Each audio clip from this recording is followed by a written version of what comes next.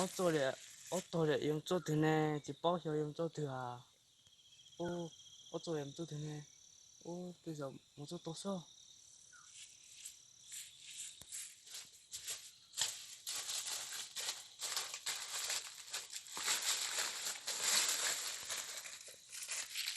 bà có chưa Mua chỗ nào rồi? mua có chỗ nào là mua nào Mua hả?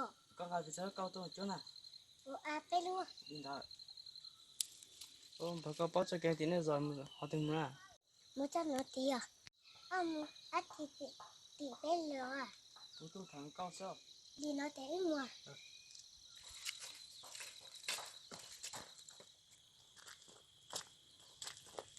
bà tiền này rồi bữa đấy à Chị bé à?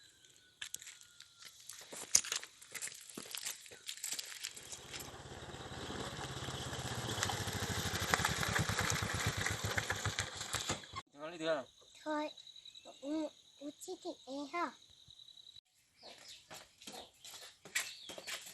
Bà, bé biết chế cho đúng không? đi rồi Đúng không chế à?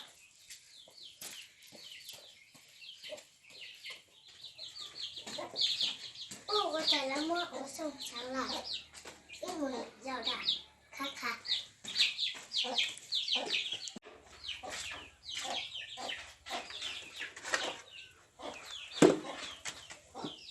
chả nhận bằng ra một con thứ này chả thì cuối là nó sẽ không sẽ rồi giờ thì họ thì cái gì